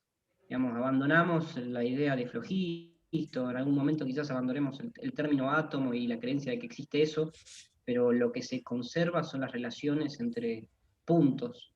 Y en ese sentido parecería que las hipótesis indiferentes es eso, qué cosas ponemos en esas coordenadas relacionales, qué objetos, y a veces postular ciertos objetos nos ayuda, nos inspira a pensar otro tipo de hipótesis que tienen que ver más con lo formal. Ahora, ¿dónde estarían las formulaciones entonces matemáticas, las formulaciones lógicas, las articulaciones entre enunciados? Porque claramente en hipótesis indiferente no está, en hipótesis indiferente estará la interpretación de las variables mediante Sí, términos y definiciones, y las hipótesis naturales y necesarias parecerían ser las hipótesis metafísicas, el campo de juego, como el principio de causalidad. Ahora, ¿dónde estarían esas reglas matemáticas? Porque en verdaderas generalizaciones no me suena. en realidad sí, mientras te permita obtener como... toda función matemática tendría que tener ciertos outputs para poder tratar de asignarlos a hechos concretos, ¿no? Entonces, por ejemplo, yo digo que tal partícula va a estar acá, allá y en un tercer lugar, ¿no? Mientras te dé esos mismos números, la fórmula matemática puede cambiar. Entonces, lo único que yo tendría que conservar son, digamos, la relación entre esos números que me describen el lugar donde va a estar una partícula, por ejemplo, ¿no? Ahora, si yo un mismo evento físico, ¿no? En vez de en partículas lo describo como, no sé, en términos de un continuo de materia, que sería el éter, ¿puedo hacer eso? ¿Puedo llegar a los mismos valores matemáticos? Ah, sí, llego a los mismos valores matemáticos, predigo los mismos hechos. Bueno, entonces capaz que la cuenta cambió. ¿Sí? Para un continuo en la materia ¿Dónde lo cambia pones? con... ¿En qué hipótesis? No, digo, el tema es así. Las verdaderas generalizaciones dependen en cierto punto de las hipótesis indiferentes. ¿Por qué? Porque esas cuentas matemáticas cambian si vos consideras que hay un éter y la cuenta la tenés que hacer como una especie de onda moviéndose en el espacio, y si consideras que hay átomos. porque vas a hacer como más una trayectoria de partículas, ¿sí? Por ejemplo. Entonces, las cuentas van a cambiar. Si vos lográs predecir lo mismo, lo que te dice Poincaré es, la verdadera generalización está en esa relación que vos describiste con dos cuentas distintas. Tendrías que agarrar, para poder, no sé, hacer una generalización que sea neutral respecto de la ontología, respecto de si existe el éter o existen los átomos, deberías llegar a la cuenta que te permite, no sé, llegar a hacer las mismas predicciones en ambos casos. Pero si no, son dos generalizaciones verdaderas que son alternativas y que dependen de hipótesis indiferentes que son distintas entre sí y que son incompatibles. Entonces no hay problema con ninguna. Dice, por el momento no hay problema con ninguna. Capaz que te sirve más una, capaz que te sirve más otra en un momento puntual. Con lo cual serían lógicamente equivalentes, a pesar Claro. de que lingüísticamente no lo sean. La cuestión sería la subdeterminación empírica. Es que no habría subdeterminación. Si son lógicamente equivalentes, no hay subdeterminación. En realidad pueden ser... a ver, la cuestión no es que sean lógicamente equivalentes porque la cuenta puede ser muy distinta en el caso de las ondas y en el caso de las partículas. Cuando hablas de subdeterminación, estás hablando de subdeterminación lógica. Decís que dos teorías son lógicamente incompatibles, pero empíricamente equivalentes. Esa es la tesis, a menos que estés planteando otro tipo de subdeterminación. No, pero justamente el tema es que no son la misma tesis. O sea, si vos podés agarrar y enunciar la misma relación sin necesidad de estas posibles variantes alternativas, deberías hacerlo. Es más simple que tener un montón de teorías alternativas con hipótesis indiferentes que sean rivales. Pero si no, mientras tanto, como pasa con el hecho de la luz para su época, bueno, está bien, tenemos la teoría confocular y la teoría ondulatoria. Y con una suponemos que hay un éter y con la otra suponemos que hay átomos o partículas elementales, no sé. Bueno, las dos llegan a ser las mismas cuentas y suficientemente bien, o probaron ser exitosas cada una en su ámbito para lo que permiten explicar. Bueno, por ahora tendríamos que considerar algo así como que hay una subdeterminación con respecto a lo que logramos ver en experimentos. No son lógicamente equivalentes porque si no se podrían reducir a una sola estructura. Pero justamente me estás diciendo que hay una verdadera generalización que comparten ambas. No, Y que digo, ambas son si se puede hacer traducibles. eso, habría que lograr hacer eso. Claro, el tema es, si son traducibles una a otra, son lógicamente compatibles. Claro. Si son traducibles. Si son traducibles, el tema es, hay teorías que matemáticamente no son traducibles unas a otras, entonces ahí serían hipótesis indiferentes que podemos adoptar alternativamente. Si podemos reducirlo, tendríamos que reducirlo. O sea, si son lógicamente equivalentes, habría que buscar cuál es esa estructura común. Si no, entonces no hay ningún problema. Ah, bueno, yo decido jugarme por esta hipótesis indiferente. Ah, bueno, yo por la otra. Bueno, listo, no hay problema. Por ejemplo, física cuántica, ¿no? Hoy en día. Ah, bueno, yo soy bohmiano. Ah, bueno, yo uso la interpretación estándar. Bueno, no son lógicamente equivalentes porque no se pueden reducir una a la otra. No tengo una estructura común que me permita hacer las predicciones de la misma manera, a pesar de que tienen por principio las mismas predicciones empíricas. Ahí está, son lógicamente incompatibles pero empíricamente equivalentes. Claro, y en ese caso está bien, vos decidís la que quieras. Pero no habría una verdadera generalización detrás, serían dos formulaciones lógicas diferentes, con lo cual serían diferentes. Poincaré supone por el tema de la simplicidad que hay una especie de relación que vos descubriste de las dos maneras y que la podés escribir de las dos maneras, pero supone que hay una relación de fondo. El tipo cree que si predigo lo mismo hasta ahora, hay una relación de fondo que yo logré captar de alguna manera, pero no le estoy expresando con la misma cuenta que otro. La teoría de Copérnico son lógicamente equivalentes para él. ¿Cómo? La teoría de Copérnico y la teoría de Ptolomeo eran lógicamente equivalentes. Y no sé si tanto, pero sería un buen contraejemplo contra él. Es que hasta antes de descubrir el telescopio, la observación daba eso. Eran equivalentes. Claro, el tema es, bueno, está bien, hicimos observaciones y pudimos hacer un experimento crucial después. Y se supone que sí, en el momento se supone que se había hecho uno, que era mirando las estrellas, no se observaba el paralaje, y por lo tanto se había decidido por Ptolomeo.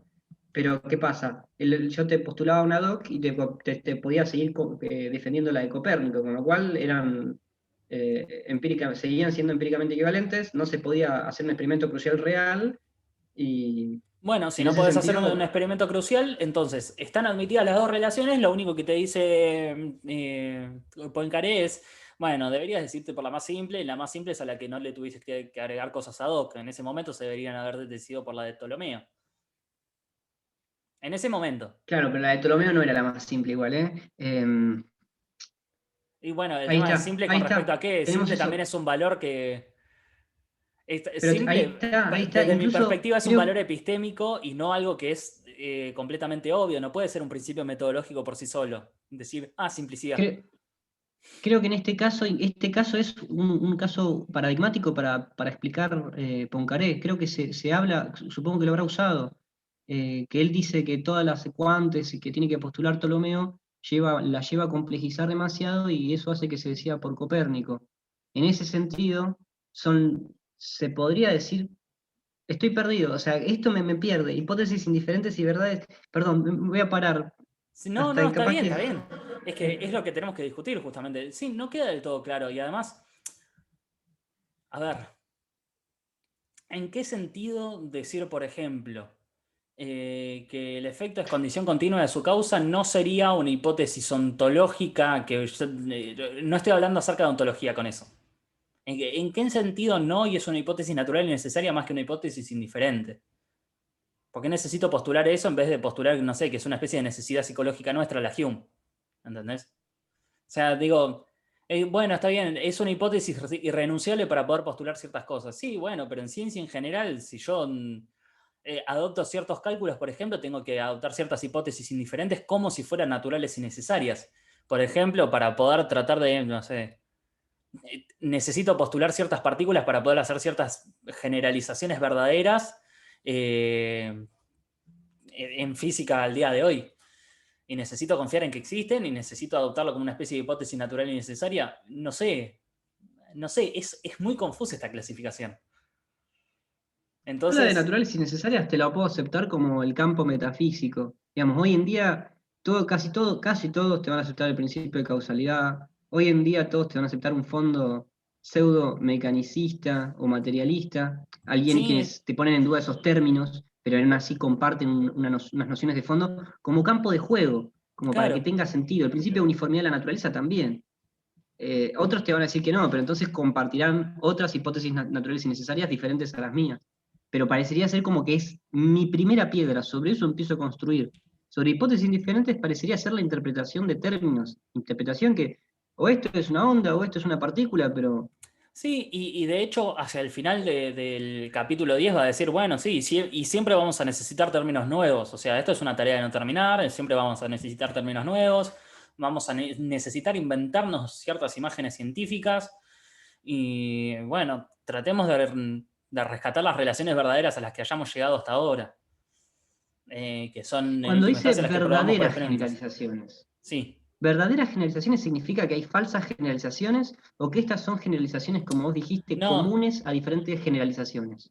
no, no. Cuando dice verdaderas generalizaciones tiene que ver con que están ligadas a los experimentos y entonces en ese sentido pueden generalizar con respecto a hechos puntuales. Las otras hipótesis son generalizaciones en sentido amplio. Verdadera significa en sentido estrecho en este caso. Son Si generalizaciones en yo he sentido partido de estrecho. casos y Claro, pasé un son, enunciado de tipo general. claro, que puede estar formulado en una ecuación matemática. Bien, listo, ya está. Me solucionaste el cerebro. Bien, vamos entonces con lo siguiente. Bien, ahora es cuando va a explicar justamente cuál es el origen de la física matemática. ¿Cómo es que la matemática resulta que se acomoda o casualidad tan bien a la física experimental? ¿Por qué pasa eso? Bueno, dice que los fenómenos complejos que estudiamos y que podemos observar, no los estudiamos como fenómenos complejos, sino que tenemos tres formas de seccionarlos y esa es la forma en la que los abordamos en ciencia. Temporalmente, espacialmente y limitando las variables involucradas. O sea, nosotros no consideramos una especie de continuidad en el tiempo, sino que tomamos momentos aislados y después tratamos de hacer una línea continua, ¿no? La misma imagen de los puntos y después de las líneas trazadas por encima de los puntos, ¿no? Entonces, lo primero que hacemos es agarrar y tomar distintos puntos en el tiempo para hacer nuestras mediciones, por ejemplo.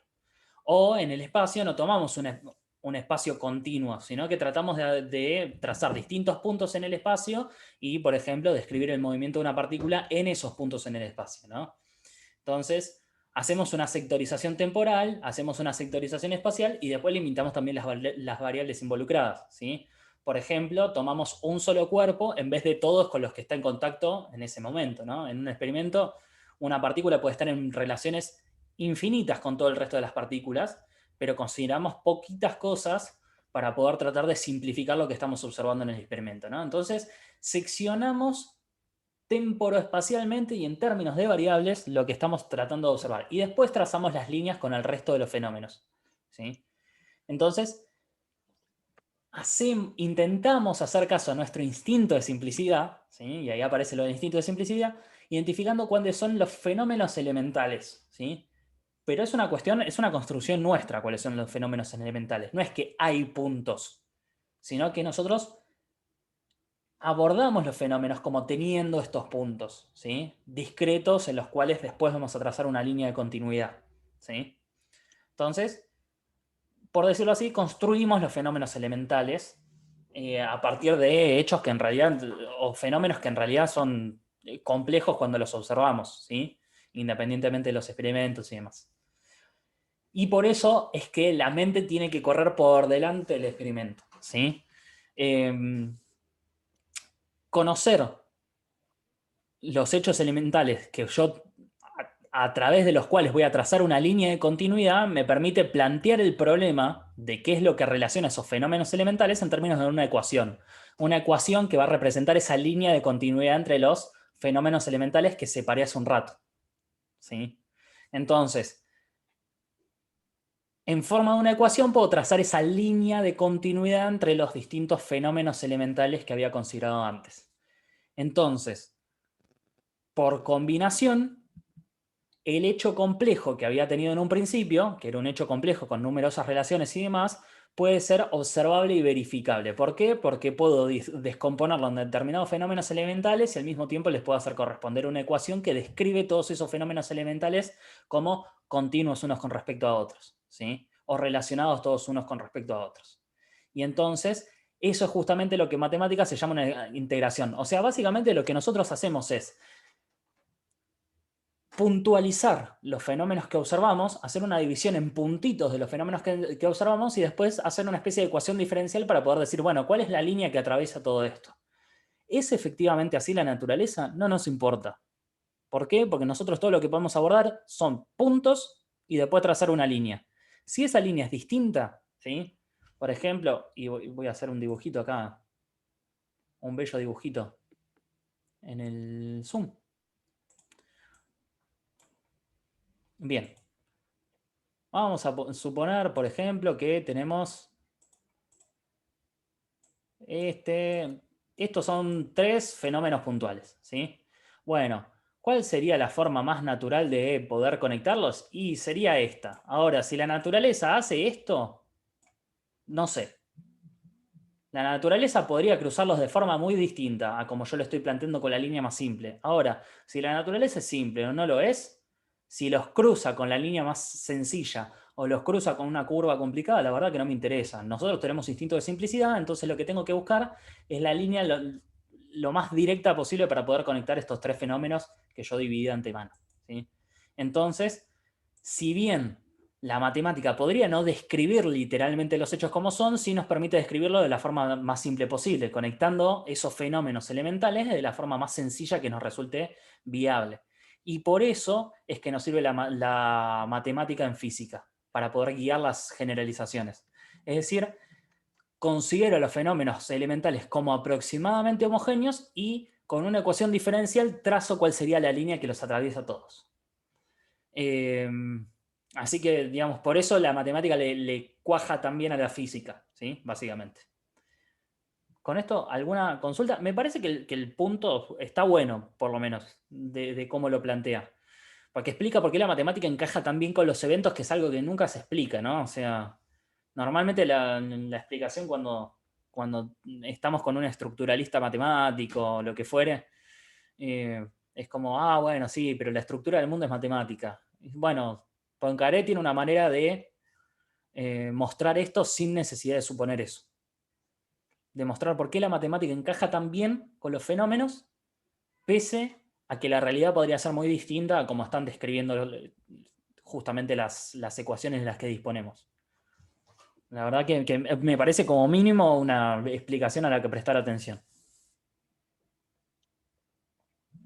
Acá aparece algo interesante en la página 98, abajo, cuando está explicando esto de la complejidad, de que la simplicidad se esconde bajo la complejidad del fenómeno observable resultante y demás, que dice, el mejor medio para alcanzar el fenómeno elemental sería el experimento, que es lo que acabas de decir, y por otro lado dice, sería necesario a partir de artificios experimentales. Anteriormente mencionaste la noción de artificio experimental y la habíamos ubicado dentro de las hipótesis número 2, las innecesarias, que nos ayudan a pensar mejor los cálculos. Mi pregunta es, ¿está pensando en esos tipos de artificio? ¿Qué llama artificio acá? Lo leo completo. Sería Sí. necesario, a partir de artificios experimentales, desasociar el complejo sistema que la naturaleza ofrece a nuestras investigaciones y estudiar cuidadosamente los elementos de una forma tan desasociada como sea posible. ¿A qué llama artificio? A ver, el artificio experimental está en esa desasociación en realidad. O sea, los fenómenos intrínsecamente están todos conectados porque estamos aceptando la unidad. Entonces, el artificio experimental está en suponer que esos hechos puntuales están separados y desarticulados uno de los otros. Y eso sería dentro de las hipótesis, porque es una hipótesis eso, o sea, o no, es un principio metodológico. No, creo que es más un principio metodológico que una hipótesis. O sea, Bien, no tal, sí. no estás afirmando que los hechos estén separados o que los hechos sean puntos, sino que los estás considerando de esa manera. Y te explica cuáles son los tres mecanismos por los cuales lo haces. Los separás temporalmente de los otros, como momentos que después vas a relacionar como un continuo. Los separás espacialmente de los otros, porque hay una región espacial puntual donde va a suceder cada uno de estos eventos. Y limitas las variables que estás considerando. Es decir, una partícula no armas todas las relaciones con todas las demás partículas del universo, más allá de que todo sea una unidad, sino que vas a considerar las relaciones relevantes para lo que estás tratando de explicar. Sí, sí, sí, sí. Me gusta la de tomarlo como principio metodológico. Sí, sí, sí, me Sí, sí. parece, o sea, Yo porque, si lo lleva a afirmar como una hipótesis y yo no me di cuenta, yo no estaría de acuerdo con Poincaré. Le sí, no, es que discutiría tampoco eso. tendría, o sea, lo único que tienen en común es la utilización de artificio, el concepto de artificio. Pero la verdad, No, no no, sé si, es no, que más artificio sería como una artificio suena a algo ficción. que nosotros, me suena más a algo que nosotros hacemos para poder tratar de resolver estas cuestiones. El hecho de no Sí, poder me abarcar parece como una los ficción complejos en... instrumental. Sí, sí, sí, como no podés abarcar los fenómenos en toda su complejidad, hace esto. Che, Hace la ecuación diferencial de distintos puntos que separaste de antemano. ¿sabés que esto tiene en común con Mach? La parte donde decía que todas las cosas están conectadas y que es una ficción el hecho de pensarlas como desconectadas, incluso el hecho de pensar el yo como desconectado de las demás entidades. Sí, hay una Sí, sí, conexión sí. muy fuerte, supongo que es una idea de la época. Sí, sí, sí. No solamente es una idea de la época, sino que, digamos, acá por decirlo así, Poincaré presentó el argumento para poder probar eso, lo de la relación de todo, con el argumento de la unidad. O sea que, digamos, ahí, más allá de aparecer como tesis, aparece la prueba de eso, porque hay un argumento explícito para poder probarlo, ¿no? Entonces, capaz que sirve. Bueno, ¿sigo? Sí. Sí, yo una cosita, estaba Sí, pensando si no puede ser una cuestión de traducción eso de artificio, porque sí, también puede ser, ¿eh? yo cuando lo leo, uno entiendo como dice Juan, que suena como algo de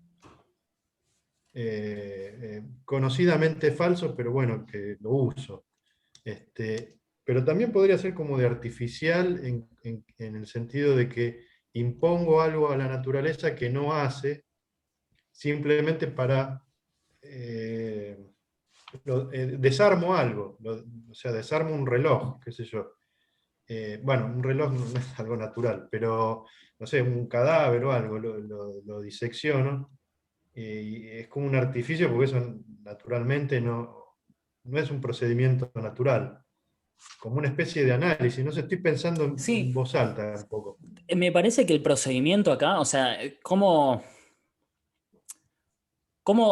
quedaría en términos metodológicos los pasos que hay que seguir para poder hacer esto? Sería análisis para la descomposición de los eventos, analogía para poder asimilar los distintos hechos entre sí, como teniendo no sé, una homogeneidad aproximada, que es algo que va a mencionar, ¿no? Entonces, a través del análisis llegás a tener fenómenos elementales, ¿no? Un fenómeno complejo lo abordás como fenómenos elementales, como una serie de fenómenos elementales. Después tenés esta analogía que te permite asociar distintos fenómenos elementales entre sí como si fueran aproximadamente homogéneos. Y después tenés el paso de la síntesis que te permite recomponer el fenómeno complejo como una ecuación diferencial de las relaciones entre los fenómenos elementales. Me parece que esos serían los pasos, y en todos esos pasos pasa lo que vos dijiste, ¿no? Que es como una especie de sugerencia de transgresión de lo que pasa realmente en la naturaleza. Bueno, no lo podemos abordar como la naturaleza nos lo ofrece, vamos a hacer esto. Además, el ejemplo que da después de la frase que leyó Juan es sobre la descomposición de la luz blanca también. Con ayuda del prisma, bueno, se ve que, no sé si por ahí, de ahí me viene la idea, pero bueno, igual de todas maneras, igual eh, cierra la explicación. El tema es que seguía haciendo un poquito de ruido eso de la palabra, ¿no? Claro, Porque también pueden ser útiles, cuando habla de las hipótesis indiferentes, dice, pueden ser útiles incluso como artificios para nuestros cálculos. O sea, como una herramienta no natural que inventamos sí, sí, eh, sí, como una especie de para apoyo que... operar sobre la naturaleza. No sé, estoy pensando en voz alta. Sí, sí, sí, sí, yo estoy de acuerdo, ¿eh? Yo estoy de acuerdo. Y en ese sentido, me parece que, digamos, las hipótesis indiferentes en general tienen esa característica.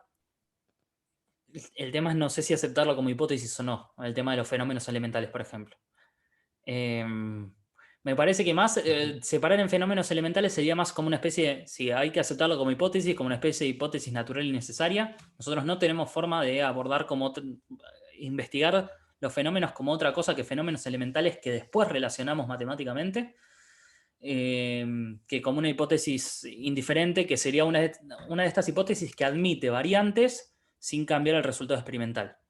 Eh, no sé cuál sería la hipótesis alternativa para abordar los fenómenos elementales. O sea, existen fenómenos elementales. ¿Cuál sería la hipótesis alternativa por la que lo podemos cambiar? Eh, Tiene que haber alguna, o sea, dentro de las indiferentes, la gracia es que vos puedas agarrar y variar esa hipótesis por otra y que no cambie nada. Y en este caso no pasaría. Sería como más una Claro, claro. hipótesis natural y necesaria, a pesar de que artificiosa, por decirlo así. Claro, y además, ahora estoy pensando con lo que vos decís, que también está la convicción del científico, porque vos tenés un conjunto de hipótesis, Claro, pero hay algunas que no las querés cambiar, y hay otras que vos decís, bueno, yo digo esto, pero si vos ofreces otra, yo te lo acepto.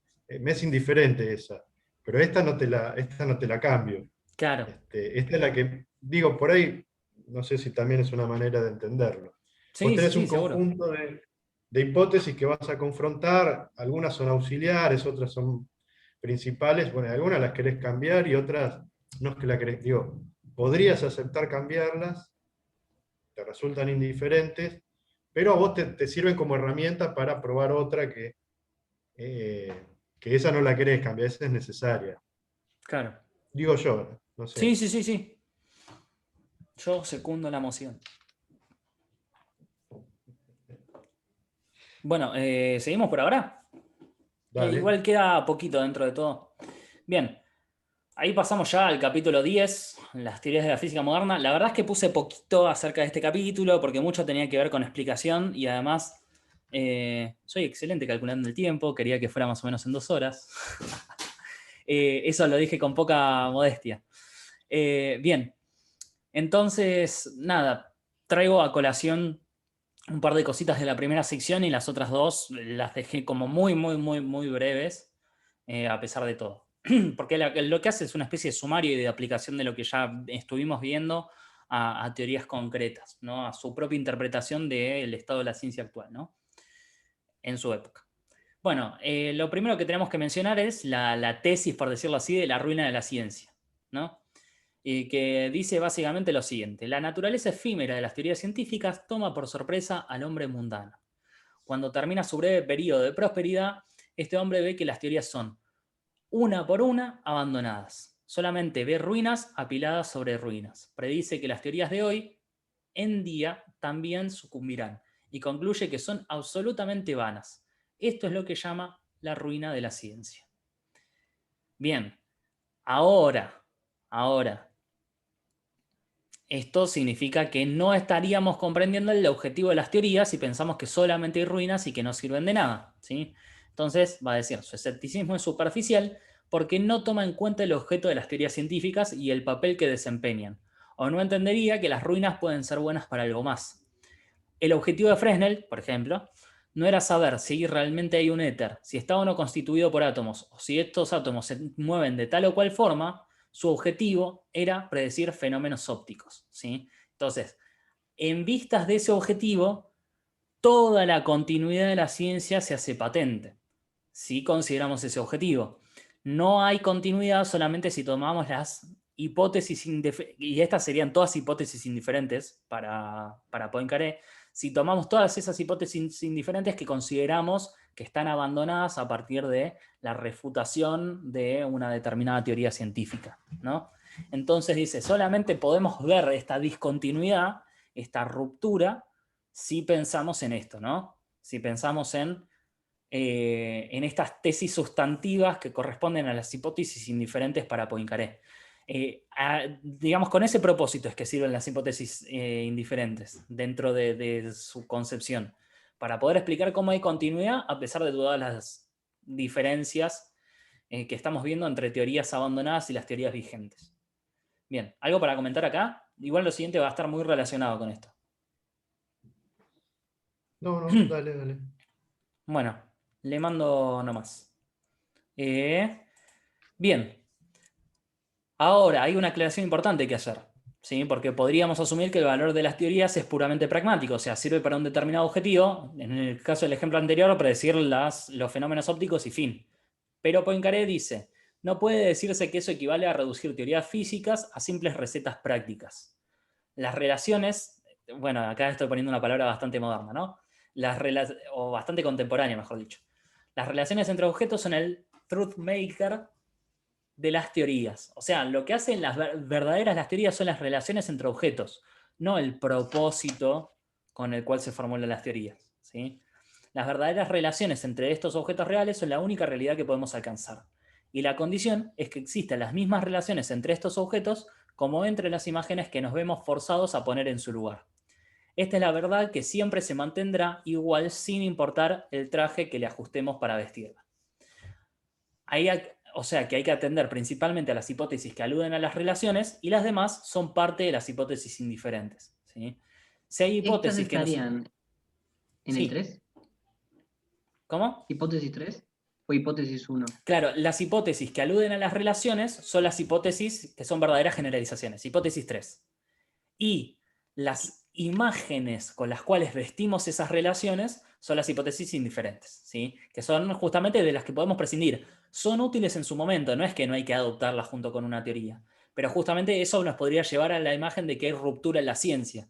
No, bueno, cada una de las teorías que viene después y que es exitosa explica las mismas relaciones que permitía explicar las teorías anteriores. Entonces, en ese sentido, con respecto a las verdaderas generalizaciones, hay una continuidad excelente en la ciencia a lo largo de toda la historia.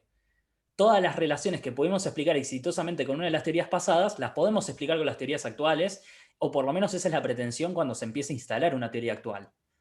Lo que cambian son las imágenes con las cuales nosotros vemos el mundo y que pertenecen a las hipótesis indiferentes. Esto me parece un argumento brillante a favor del estructuralismo científico contra el antirrealismo. Contra la metainducción. Y contra la meta-inducción en general, pero si nos ponemos bien antirrealistas, y bueno, sí, yo... Contra la subdeterminación no puede hacer nada. No puedo hacer nada, pero en última instancia no es un problema para él. Dice, las relaciones que Depende. estás describiendo, o sea, yo estoy suponiendo que que la relación que vos estás describiendo es la misma. Eso es algo discutible, ¿no? Es algo súper discutible decir que es la misma relación a pesar de que dos teorías estén subdeterminadas.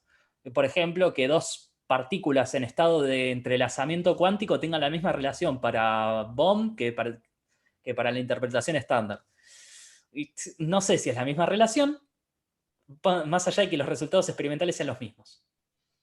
Es que si aceptamos que hay una reconstrucción racional, la forma en la que lo dice Quine, bajo una misma generalización verdadera, como lo dice Poincaré, entonces no hay su determinación real, solo era en apariencia.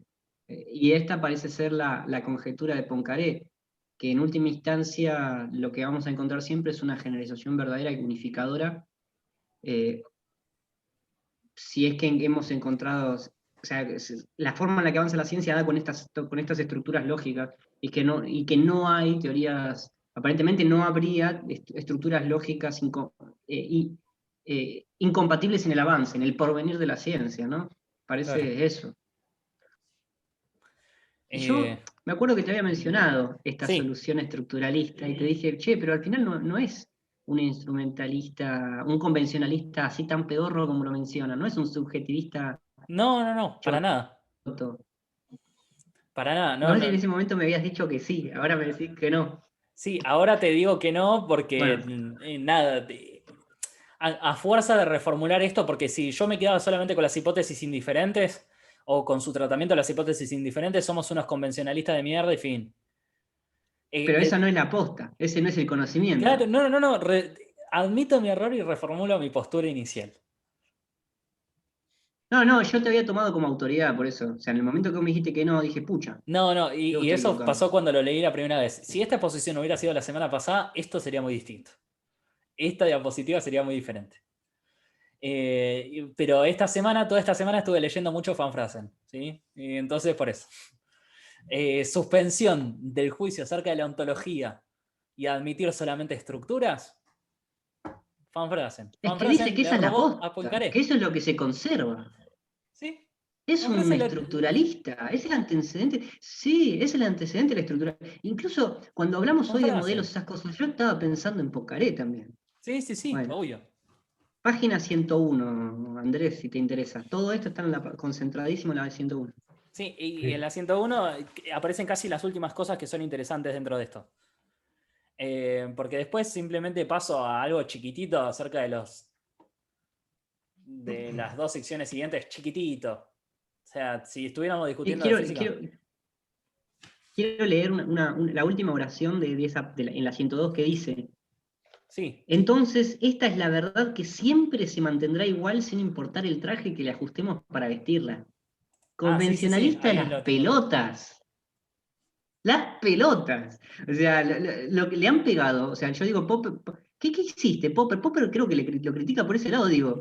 Eh, o sea, realmente, a mí me lastima que Popper se equivoque. Por eso lo digo. Popper, te equivocaste, hermano. ¿Qué hiciste? Bueno, no sé, capaz que lo leí mal. Tengo que leer a Popper de vuelta. No, igualmente. Sí, tenemos que.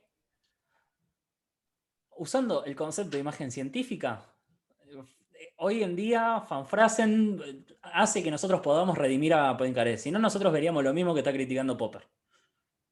Pero Sí. yo no hace falta, creo que no hace falta aceptar la noción de imagen científica. Si lees esto, donde el tipo te dice, lo único que importa son las hipótesis nivel 3 y las hipótesis en nivel 2 son indiferentes, solo es máscara, son intercambiables, ahí no está la teoría posta, no hace falta aceptar nada más, ninguna otra cosa. Es decir, pasa que hay que ver si uno acuerda o no. Si uno puede decir, bueno, no, en realidad es que no se pueden separar, los componentes de las hipótesis 2 son complementarios de las hipótesis 3 y no habría cabida. Las hipótesis 3 sin la hipótesis 2 no son teorías empíricas y lo que queremos ver son teorías empíricas. No sé. Bueno, Sí. Bueno, voy a lo siguiente un cachito, así ya liquidamos. En la siguiente sección, nada, ilustra todo esto con el tema de la existencia del éter. Dice, bueno, la existencia del éter no es una de las hipótesis, de las verdaderas generalizaciones, sino que es una hipótesis indiferente. Podríamos cambiarlo por otra propuesta distinta. Excepto que esté lo suficientemente bien probado experimentalmente y que con la existencia del éter nosotros estemos enunciando ciertas relaciones ciertas de fenómenos elementales, ¿no? Entonces es básicamente eso, ¿no? Plantea la posibilidad de que se pueda probar experimentalmente que existe el éter, o que esa es la mejor tesis a tener en cuenta y que está expresando verdaderas relaciones en la naturaleza, pero en principio no. Y después, en cuanto al estado actual de la física, aparece de vuelta la tensión entre esta cuestión de la complejidad y la simplicidad, ¿no? Para resumir, los fenómenos conocidos desde hace tiempo están siendo gradualmente mejor clasificados, pero los nuevos fenómenos vienen a reclamar su lugar. ¿Cuántos invitados inesperados a los que hay que encontrar un lugar? Pero no creo que vayan a destrozar la unidad general. Pienso que más bien la van a completar, ¿sí? Entonces, la cuestión de la unidad justamente tiene que ser completado a partir de la simplicidad y la multiplicidad. Qué bello que es Kant para poder decir todo esto con las 3 categorías de cantidad. Pero bueno, no importa, no importa. Eso, Kant le diría, estás haciendo pura metafísica acá y no estás afirmando algo acerca de los fenómenos en sí mismos, sino que estás diciendo algo acerca de las categorías y que no excede lo que tu mente está introduciendo en la realidad. No importa, hay que ver. Eso es una discusión viable. Kant Poincaré. Ojo, ojo, ojo, porque Kant podría decir, bueno, pero una cosa es la parte así como metafísica y otra cosa ya es la aplicación práctica de estos principios metafísicos. Sí, O sí, sea, cuando vos sí. te pasás de la ética, de la fundamentación metafísica de la ética es una cosa, de las costumbres es una cosa, la fundamentación metafísica, la parte práctica de las costumbres es otra, donde Kant ya parece un metafísico choto, pero entendiendo siempre que, entonces en este sentido Poincaré podría decir, bueno, no, esta es mi aplicación práctica. Igual habría que estudiar a Poincaré. La verdad que me encantó. Me Sí, sí, encantó los sí. capítulos que elegiste, me encantaron. Fue tremendo. Muy Sí, bueno. la verdad que está buenísimo. Ahí dejo de compartir un cachito. Sí, sí, está buenísimo. Me parece que muy, muy jugoso para lo que viene después, ¿no? Porque encima me parece que muchas de estas cuestiones, los mismos integrantes del Círculo de Viena que lo están endiosando con respecto a la matemática y no van a estar muy de acuerdo con todo lo que proponga para lo que viene después. Así que bueno. Excelente exposición. Muchas gracias, Nacho. Sí, Mil gracias a ustedes. excelente. Bueno, y la vez que viene, ¿cuándo querés hacerlo, Andrés? ¿Dentro de 2 semanas, así poder corregir tranquilo? Ajá, dale, dale, estaría bueno. ¿Les parece? Dale. Totalmente. Y estoy recontra ansioso de que llegue esa